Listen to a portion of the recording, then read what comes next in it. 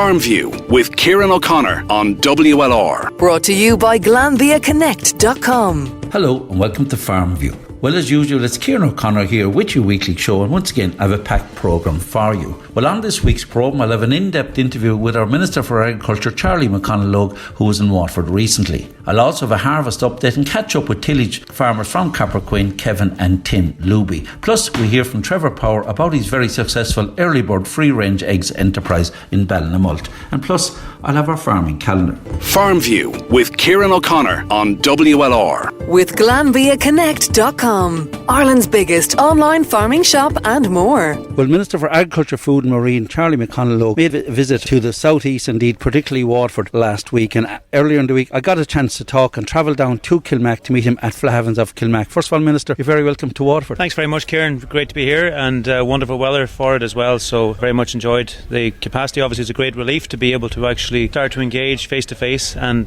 be out and about and on the ground in a way that hasn't been possible over the last number of weeks and months, obviously within reason and within the guidelines still, but it's very refreshing indeed, particularly in this lovely summer weather. And we're delighted to have you down here. As regards you were in Dunmore East, I believe you're going up to Gillian's dairy farm, of course, renowned dairy farmer, award-winning dairy farmer, but we're here in Flahavans of Kilmac, which really epitomise Irish agriculture, the Irish food industry at its very best. It certainly does, and it shows really how the innovation and development has really driven our agri-food industry to become as strong as it has and to be such a great employer, and there's no better example of that here of John Flahavan and his family and the great tradition that goes back 275 years at the site here in Kilmacthomas, and it was great to get a presentation this morning in terms of how it's developed from a focus on oats and the basic product a number of years ago to the diversification in recent years and developing new markets internationally, but also developing new product ranges domestically, and how that has worked really well, and it's a credit to all involved, and I've no doubt will go on to great success in the years ahead as they have Minister, before. It's a crucial time for the Irish agri-food industry, huge industry for the whole economy within Ireland. You have the Common Agricultural Policy, you have climate, you have environment, and the whole area of sustainable food. As regards the Council of Ministers and of course the EU Council and the EU Commission, the Common Agricultural Policies,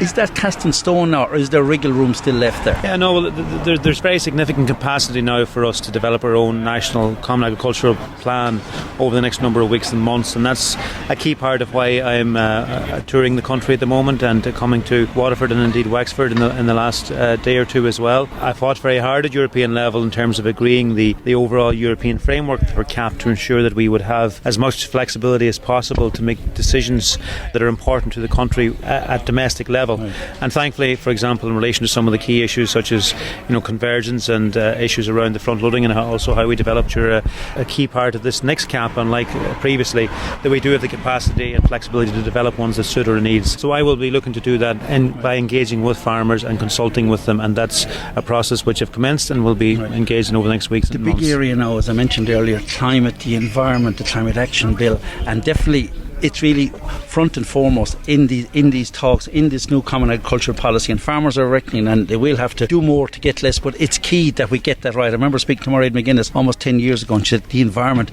is going to be the biggest factor for the Irish agri-food industry going forward, and how right she was. Yeah, absolutely, and listen, but not just for agriculture, but for right across the whole economy, and indeed that's the case worldwide, and we've seen from weather events this summer alone, as well as recent years, the fact that climate change internationally is happening, and it's a real issue, and everyone has to play their part in relation to contributing to that, and agriculture has done and is willing to play its role and to take a lead in relation to that too. It's important there's a partnership approach in relation to that, and the Common Agricultural Policy will be important in this regard, that in terms of asks that are made of farmers and options and choices, that they are paid for those options that are available, and that incomes are very much central to how we move forward. And of course, in relation to the production of that food, consumers now domestically and internationally want to be sure that the food that's produced and lands on their table, whether it be breakfast, dinner or tea, that it is produced, that it's not just healthy and safe, which we do massively well and always have done, but it is exceptionally sustainable, and that it's produced in synchronisation with the environment around it. And that's really important, and that is the way forward for agriculture as well. And I think by taking a lead on that's the way we ensure that in terms of farmers' profit and the value of what we export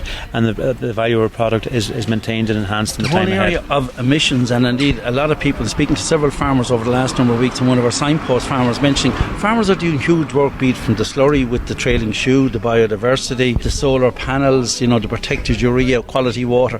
Farmers are doing a lot and they're planting a lot of trees, they're planting a lot of hedgerows. Do you feel farmers are not getting true recognition for what they're doing and are being blamed for a lot outside of their scope as such? Absolutely, I think that's a very fair point, Kieran. I think farmers have done massive amount and they were very much in this space ahead of anyone else. And if we look at agricultural schemes, for example, over recent caps, moving from reps to AOS to glass recently, the farmers' environment has been very central to a lot of the cap programs we've developed domestically and to the actions that farmers have been taking in terms of maintaining water control, in terms of how we manage nutrients. That has been there's been massive farmer effort to ensure that is done well.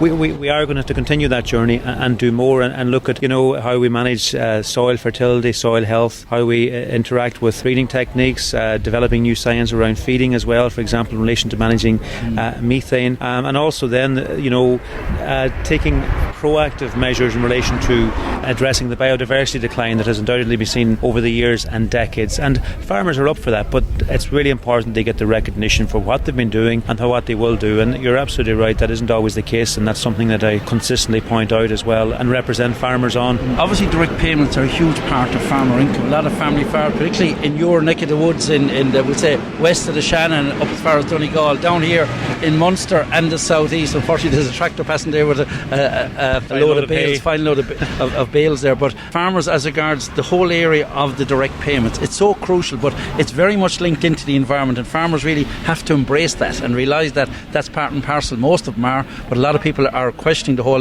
linkage of that environment and about improving sustainability really on their farm. It is about embracing that, and that's undoubtedly the direction of travel. And it's actually, we have a tremendous reputation internationally for being sustainable and green and world leading in what we do and in how we produce the food that we export. And that, the grass-based system we have is very much central to that, and is fairly unique in international terms as well. So it's something we should embrace and that we can build on and develop on. And I think that's something farmers will do, and I think it will mean that the value of our food will increase in the years ahead. Ultimately, from an agricultural sustainability point of view, it's about farm incomes, ensuring farmers are well paid for the work they're doing, for the food they produce.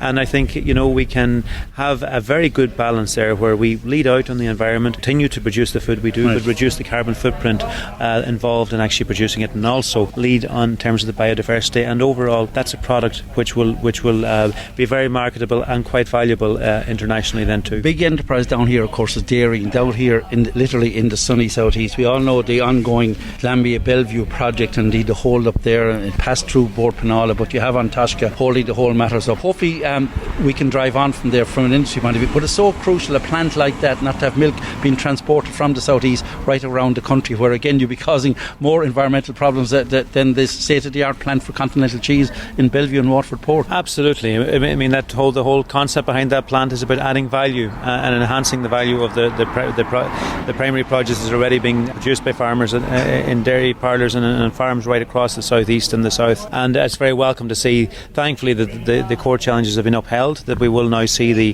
hopefully the plant proceed. And in the time ahead, I think that approach in relation to adding value to what we do represents a tremendous opportunity. One area we've been featuring the last number of weeks on the programme is the whole area of forestry, because really it's an area, it was frowned on by many people. If a farmer went out of Suckling and put in 20-30 acres, be it a part-time or full-time, was perceived as putting up the white flag and really was opting out of farming. Great opportunity there, good premium and indeed good grants. But this whole area of the licences, we've 40% done out of 4,500. There's going to be a backlog. What can you do to ensure, because the timber industry, the whole forestry industry, and encouraging people to get involved, who are being questioned now because the fact of all this hold up? There is great opportunity there for a forestry sector, and you're absolutely right as well, Kieran. We do have to change the culture around how forestry is seen and ensure that it is integrated into people's farming practices, and that farmers can do it in a small scale as well, and indeed look at the potential for agroforestry and more native broadleaf integration at farm level level 2. But there undoubtedly has been a very significant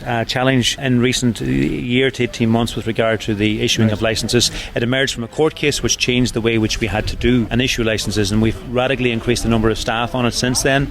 We are starting to get on top of it, and that has been improving gradually over the last number of weeks and months. But how hopeful are you that we can get to that target of 4,500 by the end of 2021? I am hopeful. I certainly expect that we will reach that by the end of this year, and then build on that next year, and that will be a significant improvement on last year. But let me be clear, not for a second do we diminish, Kieran, the fact that there has been a massive challenge here, that the centre of that has been the licensing delays that there's been in the department. Obviously there's causes to the backdrop of that, as I mentioned, in relation to court decisions. We've taken this very seriously, and Minister Hackett has put in tremendous work on it.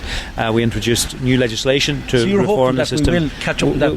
We are making absolutely, and it's an absolute imperative, and the first step is to ensure that we're meeting demand with the supply and getting that out, and also that we tip over the edge then very soon in relation to addressing the backlog and starting the process of clearing that. Minister for Agriculture, Food and Marine, Charlie Mc Conalogue, listen, thanks for taking time out to talk to us here in Kilmac on a beautiful sunny day. Hope you enjoyed the rest of your tour of Waterford and South East, and hope it won't be long before we see you back again.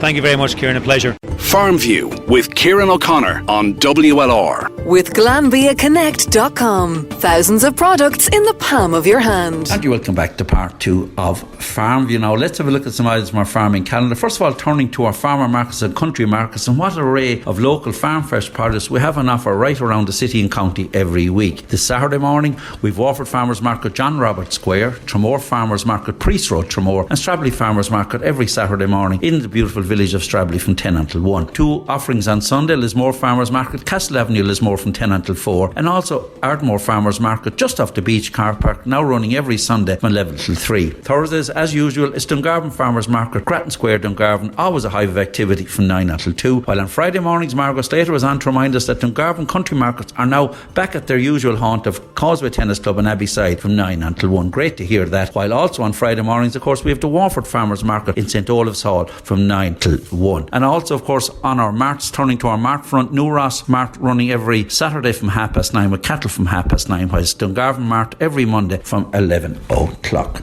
Farmview with Kieran O'Connor on WLR. With GlanbiaConnect.com. Ireland's biggest online farming shop and more. Well, with the brilliant sunshine last week, great to see such activity with the tillage harvest, great to see combines in the field, and great to see dust rising out of the fields as we crossed the county over the last 7 days or so. But earlier in the week I got a chance to go along to Cappoquin, where the dust was definitely flying, to catch up with the Looby brothers. First of all, Kevin, winter barley, how well is it going for you? It's going very well, Kieran. I suppose this year we're absolutely blessed with the weather. With the last week or 10 days, that the harvest came in an awful lot faster than we initially thought. We expected 2 weeks ago we wouldn't be harvesting until possibly next week, but we started last Sunday, and we've been tipping away at it there all week, and we'll hopefully be finished up in another day or so. It's been an easy run so far. Crop so far, obviously it was a mixed spring with a lot of rain. Has the sunshine come too late, or has it worked out reasonably well from a crop point of view and from a yield point of view? Well, I suppose April was a tough month where it was cold and it was very hard to get spraying done with the frost.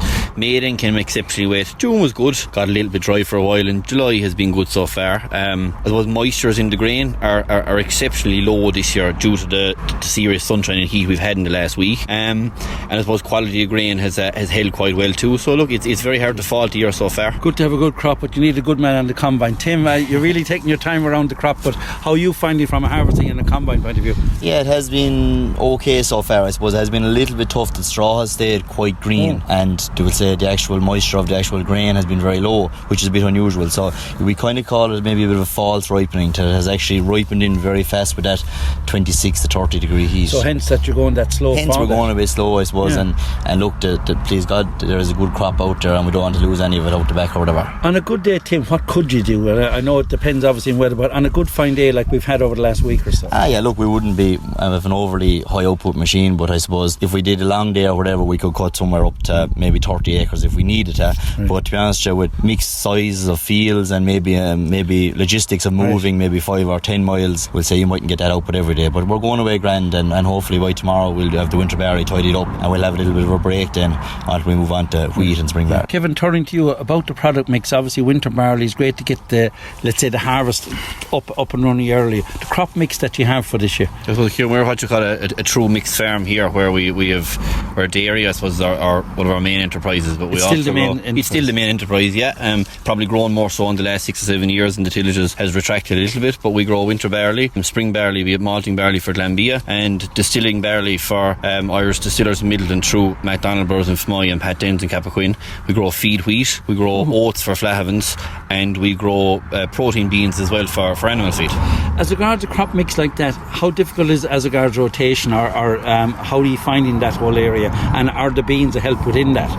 Yeah, we're growing beans there with about 4 years now. We didn't have any in 2018 because it was the year of the drought and the very wet spring, so it was just too late to plant them. But we find the crop mix great because it spreads our workload, where we can we're never under any immense pressure to get anything in and worked at the one time, where we can start in the autumn and we can work our way through the autumn and then into the spring, and there's a nice mix. But we find the beans super. They're probably one of the best, if not the best, break crop we have. It's a native, local source of protein, where it'll literally travel 3 miles from the field into the local feed mill, and it'll come back out to us in a feed lorry then hopefully in the spring. But we find it being super, yeah. Makes a lot of sense. Tim, turning to you, it's an area really where there's huge potential, and we talk a lot about importation of soya and other proteins. This is an area that really needs a lot of, I think, a lot more promotion and a lot more incentive for guys to get involved in. Yeah, hugely. Like, look, it's all very commonly known, it's very commonly publicised in social media and things like that environmental sustainability and things like that are the future. We're going to have to live with it, and we're going to have to do our part. And I think that if, as Kevin said there, if we can get a local protein, we'll say with low carbon miles compared to the boat of soya that comes from South America, why not? We should be. And look, there is incentives from the EU to grow it. I think the incentives need to get bigger, and that might push fellas on. And as regards the incentive for mills and people involved in the feed industry to use that, do you think there's something needed there, or do you think it's just awareness there, or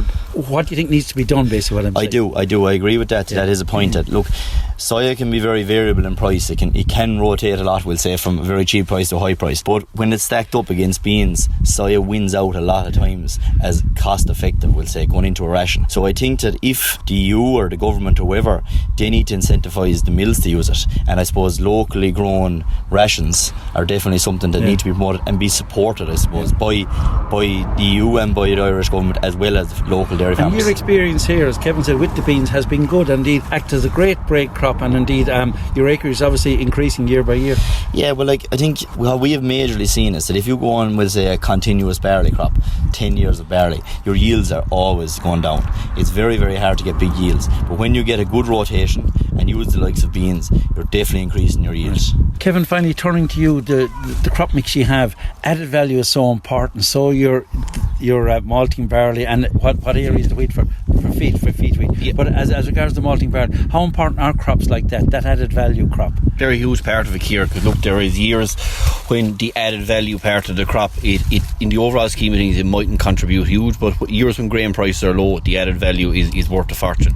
We're growing malting barley here for Glanbia since long before I ever remember. My dad was at it before us. Spring barley are very good. We're getting on very well with it. The distillery barley was a new market that appeared last year, and unfortunately the two private merchants that we deal with are big promoters of it. So having the mix like that and the added value is very important. The Flahavans outlet through the local merchant here in Cappoquin as well for the oats is huge as well. We need all these markets and local markets for our grains, so we can keep doing what we do and keep it local and keep it sustainable and keep employment in the area.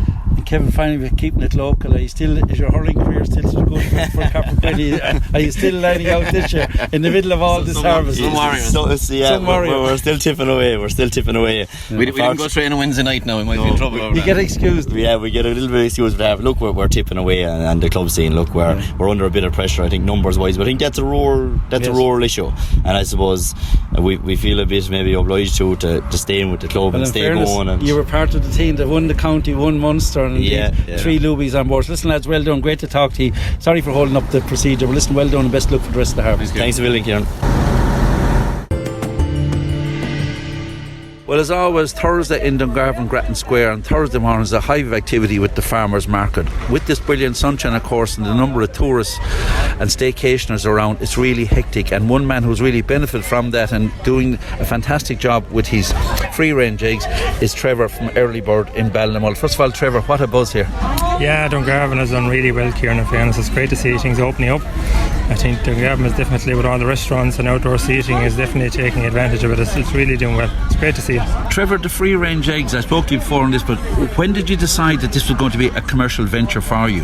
It was 16 years ago, Kieran, now we started. It was the farm at home was small. We were in dairying, but we just didn't have the land base to keep expanding as things grew. So we were looking for something that didn't need a huge amount of land, but just could give the farm a viable future. So we looked at hens and started with that, and we've done really well, to be fair. Now we've 29 acres just with all hens. So. And starting off number-wise, with number of birds that you have, and what do you have now? Yeah, we started off with one house, but now we're up to 3 houses. So we've over 11,000 birds now. Oh my God. Yeah, in different houses. When you say houses, is very much houses kind of an open-ended scenario? Yeah, exactly. Houses out in fields. So it's more a cover more than a house. Yeah, exactly. Yeah, which is great for the hens. Like the houses are opened up first thing every morning, and the birds are free to run the fields all day long. We lock them in at night just for safety for themselves. Any problem with foxes or birds or generally not, Kieran. Dogs or whatever? We fence the boundaries just to keep it's more to keep predators out than keep the hens in, to be honest. But the good fencing and that, we still have to keep an eye on them. We have to be there. Somebody has to be on the farm the whole time. But no, generally we're okay that way. As regards, I know they're free range, but what's the main diet for your hens? It's a cereal ration. It's based on wheat. Wheat is really good feed source for hens. They do really good on it. So wheat and distillers grains and soya is the main. And Trevor, picking the eggs, obviously it's a family job. Who else is involved with you? And obviously it's pretty labour intensive. It is. There's a lot of work in with that number. Like we have 2 people working full time on the farm, as well as in family help as well. My wife Sandra helps on the farm as well, so it's busy. As regards the name Early Bird, you say rise and shine to the freshest early bird eggs. I think it's a super name, Trevor. It is good. When we started off, we were looking for something that kind of just to capture the whole thing of coming direct from the farm to the restaurants and shops directly. And nobody else in the county is delivering direct from farm to direct to the customers, so that's why the name really encapsulated that. And that yellow pack and the blue and white, the Waterford colours there with the alarm clock and the egg inside, and I think fabulous. Who's responsible for that? Was that your brainchild or your good wife's? My wife done most of that, and I ran a company in Cork as well. Women, well, listen, well done with your early bird packaging. As regards the market here, how important is this for you, and who else do you supply? The market is really important. It's from the start 16 years ago we've been at the market, so we do Dungarvan and Clonmel every week, and it's a really good base for us. We supply super values in Waterford as well, in Tip. We supply Arkeen stores and an awful lot of the restaurants in Waterford, so we've been really busy. Listen, it's a fantastic success. Well done to you and all the family you need, particularly your wife, and well done with your packaging. The Early Bird is very distinctive. The yellow pack with the blue and white Early Bird. Rise and shine to the freshest Early Bird egg. Trevor from Early Bird Eggs in Ballinamore. Listen, best of luck in the future, and thanks for talking to me. Thanks very much, Ken. And before I go on the racing front, we had a good week again for local Waterford connections. The Stapman again cross channel. Dungarvan jock Trevor Wheel and Trevor Road winners at Lingfield and again at Leicester as well, so keeping up a fantastic run at the moment, while Kappa jock Tom Quealy was also in the winners enclosure at Yarmouth. Back home at Limerick, great evening for Waterford connections last week at Limerick. We had a win for Kappa trainer Declan Quealy. The well-known Tallow owner trainer, the evergreen John Morrison, was also a winner's enclosure. And to round up a great day for Waterford connections, Ardmore owner Brian Gleeson combined with his young son John L. Gleeson and indeed Dungarvan trainer John Kiley to land the final race at Limerick. What an evening for the Gleeson family, and I'm sure a very proud granddad Liam there as well. Well, that's my lot for this week's programme. Once again, my thanks to Ollie and Sean for all their help in putting this week's programme together. So stay safe, and hopefully I'll have your company again same time next week. Farmview with Kieran O'Connor on WLR. With GlanbiaConnect.com. Thousands of products in the palm of your hand.